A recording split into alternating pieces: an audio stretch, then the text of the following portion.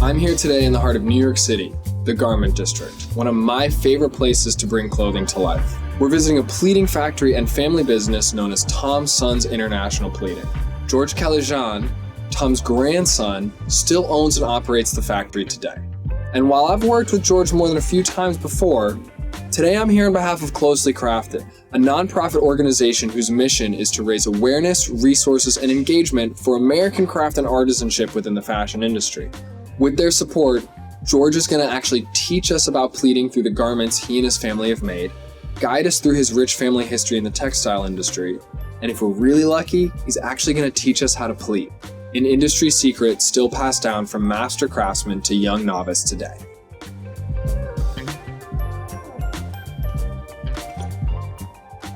George, hey man. Hey. What's going on? Andrew. How you doing? Welcome. Thank you so much for letting us come in today. Of course. The thing is, you guys have so much going on that I actually don't know where to begin. Could you help me out? Sure.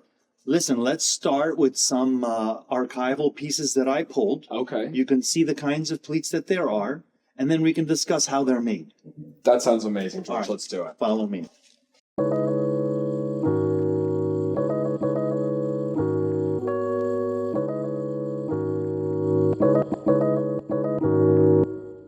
Wow, George, this is an amazing place to start. Can you tell us more about this skirt? This is a sunburst accordion palazzo pant that is from my father's Pierre Labiche collection. This is made from a poly charmeuse. Okay. The sunburst accordion pleat is actually very common. We work with all kinds of fashion houses like Thom Browne, Kate, Proenza Schouler, Vera Wang, Calvin Klein, and we also do a lot of work with up-and-coming designers and students. So this top is actually machine pleated. It's an organic type of pleat. And it's something that some people refer to it as a Fortuny pleat or a mushroom pleat. And so the funny thing about this particular top is that it wasn't a Pierre Labiche top. It was a top that I designed when I was in college. My father's things were pretty matronly back in the day. And when I was in college, I wanted things that were a little bit younger. My father loved to take scarves and make garments with them. It's made from an actual scarf. When you're in a family business, work life and family life is so intertwined that it's almost hard to pull them apart. So when I look at garments that we've made, there is a certain, I don't know how to phrase it, but there's like a certain emotional component to it. They're almost like they're members of the family, you know, and when we've made them, I've made them with members of the family. So did scarves end up being a big part of the Pierre Labiche collection? Since my father loved them so much, he would always look for prints that resembled scarves, or he would design his own prints that resembled scarves. Oh. The top is an organic pleat, and it's done on a machine as well. Actually, the pant is something that I made relatively recently. The pleat style was actually invented by my dad. We call it antique pleating. It's really wonderful to see like your work and your family's work in conversation with each other. Well, if there's one thing that I learned from my father and my mother is how to design timeless classic pieces. George, there's clearly such a significance and a story behind each one of these garments. Do you think you could tell us a little bit more about that family history? Yeah, I pulled out a bunch of old family albums. If you want, I can show you the pictures. Yeah, let's do it. All right, come on.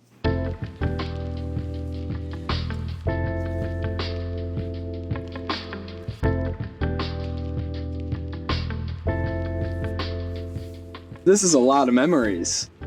How did this all come to life? How are we here today? So far I've been able to trace it back to my great-great-grandfather, who actually had a textile mill, and he used to make silk brocade fabric. And then his son went to Lyon, France, and he learned how to do jacquard card punching. And then in France, he witnessed what pleating was. He taught my grandmother, and my grandmother was this incredible, industrious woman, and she was able to take that little bit and perfect it and get it to the point where she started to make pleating. And so from then, that's when we considered that we became a pleating company. Pleating was such a closely guarded secret in my family. that even my father wasn't allowed in the room to see what my grandmother was doing. And actually, my father's job when he was young was to heat up the coals for my grandmother's iron. So my grandmother would put the cold iron outside, and she would grab a hot one that my father had heated up, and she would close the door and do what she needed to do. And then there was one day my grandmother finally trusted my father and allowed him to come into the room, and that was the day that my father said he became a pleater. So my father was a very brilliant man, and it was evident at a very young age. So he came in and he started developing systems so that they could start, scaling their pleating a little bit more, and then eventually got to the point where my father had the largest factory in the Middle East. So my father had a store in Lebanon. He was always very proud of Lebanese industry. In the 1970s, in 1971, my father had a giant fashion show which was basically exhibiting all of Lebanese industry because of what he was doing for the country. Unfortunately, there was a civil war in the country, and then everyone had to flee, and that's when my father came to New York. He pleaded for a little bit, and very quickly he was able to grow into this new brand that he started with his sister and my mom. And the name of that brand was Pierre Labiche. Oh, wow. And that brand pretty much blew up immediately. Wow. And again, they had a huge factory in the garment center here. They had almost 50 people sewing, and they had 14 reps around the world. So my mom had a major role in the company. I mean, my dad was the technical genius. Right. He was the one who could make the most incredibly perfect product, but my mom was the aesthetic. My mom was the eye, and together, I mean, they made an amazing team. That's amazing. And I mean, I've learned a lot from both of my parents. Right. I always tell people I learned how to think like an engineer from my father, but I developed my eye for aesthetics from my mother.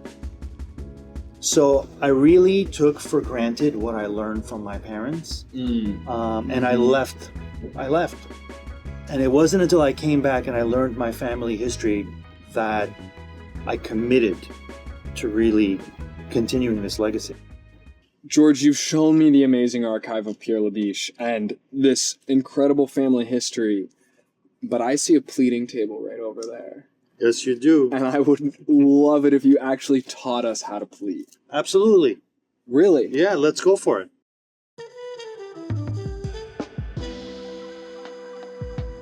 All right, George, so I just picked this fabric up the other day. I'd really love to do a side pleat. Now, first thing is that we have to figure out what the repeat is for this. Okay, yeah. We are at about 53 millimeters. This is like the measure twice, cut once of carpentry. Pretty much. No, this is from several years ago.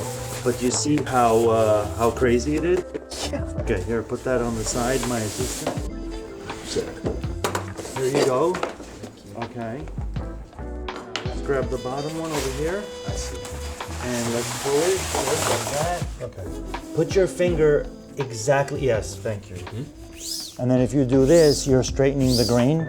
If you look at the stripes, once you're done, you do it and you'll see. Can you check my work? I don't have 50 years of pleating experience under my belt. Hold it up. All right. Pull. Good. Okay, not too much. Stretch this hand that way. Good. Now take this hand and grab it here. Okay. Good. Now step this way. Okay. Good.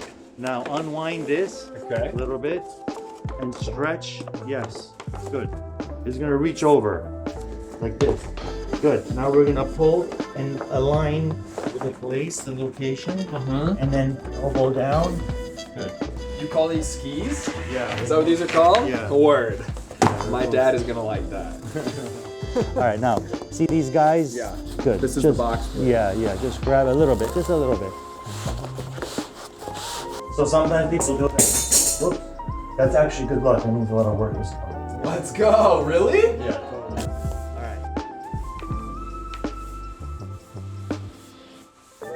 Like in the beginning, it was just me and my dad. Right. And you two are just working through it. So when you came back, was your dad really the only employee here, and then you rebuilt the business with him? There was no one here. Basically, the time when I came, it was like things were ending for my dad. And then it was kind of like, okay, well, what is he gonna do now? Right. And then that's when I saw my mom there. My dad is taking care of my mom, and my dad needs to be taken care of because his business is tanking. So who's gonna step in? And I remember that day, I was sitting right in the center of this factory, and I remember that day, and he was asking, he was talking about the future, right? And he's like, I'm gonna do this, and I'm gonna do that, and we're gonna this, and we're gonna that. And I said to him, I said, Dad, you need to be talking about like winding down. And he said something to me in Armenian, and it kind of loses translation, but it was like, what am I gonna leave behind? Like these 4 empty walls? And then that's when it kind of hit me like, holy shit, like this guy's talking about his legacy, you know? He's basically talking about the end of his life. Yeah. I heard some guy speaking one time, and he said to me, you know, a son's job. He was like, a father's job is to, you know, raise his son. And then the son's job is to prepare the father for death. And